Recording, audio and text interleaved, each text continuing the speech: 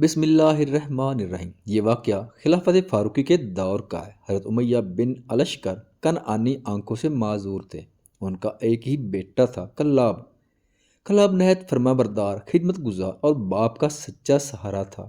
ایک دن اسے جہاد کا شوق پیدا ہوا۔ وہ فوراً اسلامی لشکر میں شامل ہو کر عراق چلا گیا۔ باپ کے لیے یہ جدائی بہت سخت تھی۔ نابینا آنکھوں والے امیہ کی خدمت کرنے والا کوئی نہ رہا۔ دل ٹوٹ گیا، آنکھوں میں آنسو آ گئے۔ ایک دن وہ لاٹھی ٹیکتے ہوئے امیر المومنین حضرت عمر فاروق رضی اللہ تعالیٰ عنہ کی خدمت میں حاضر ہوئے۔ آہستہ آواز میں عرض کیا، اے امیر المومنین، میرا بیٹا کلاب جہاد پر چلا گیا ہے اور میں تنہا رہ گیا ہوں۔ میری آنکھیں اندھی ہیں، میرے کام کاج سب رک گئے ہیں۔ براہ کرم اسے واپس بلا دیجیے۔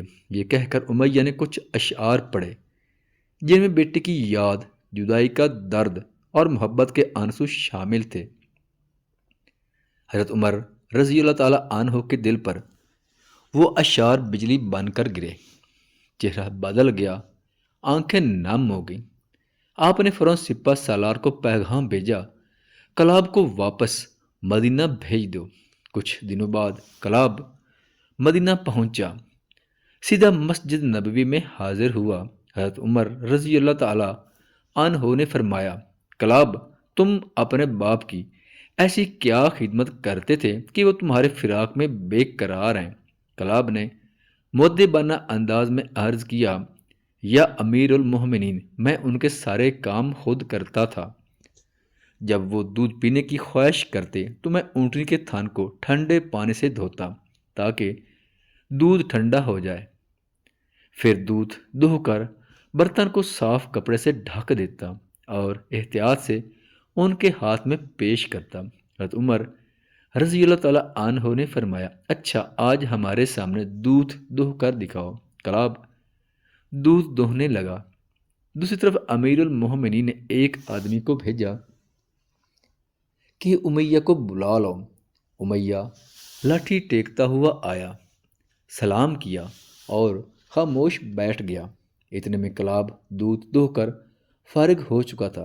حضرت عمر رضی اللہ تعالیٰ عنہ نے اشارہ کیا، خاموشی سے یہ دودھ اپنے باپ کے سامنے رکھ دو۔ کلاب نے ادب سے دودھ کا پیالہ اپنے نابینا باپ کے ہاتھ میں دے دیا۔ حضرت عمر رضی اللہ تعالیٰ عنہ نے فرمایا، امیہ، یہ دودھ ہم نے تمہارے لیے تیار کرایا، پی لو۔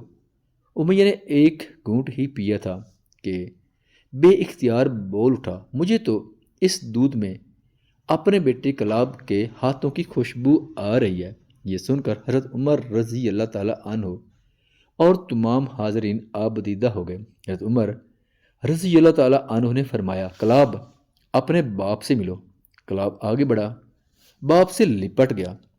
دونوں باپ بیٹے زاروں قطار رونے لگے۔ حضرت عمر رضی اللہ تعالیٰ عنہ نے فرمایا، کلاب، تمہارا جہاد یہی ہے کہ تم اپنے بوڑھے باپ کی خدمت کرو، اللہ تعالیٰ تمہیں جہاد سے بھی زیادہ اجر عطا فرمائے گا۔ یہ تھا فاروق اعظم کا فیصلہ، ایک باپ کی محبت، ایک بیٹے کی وفا اور ایک خلیفہ عادل کا انصاف۔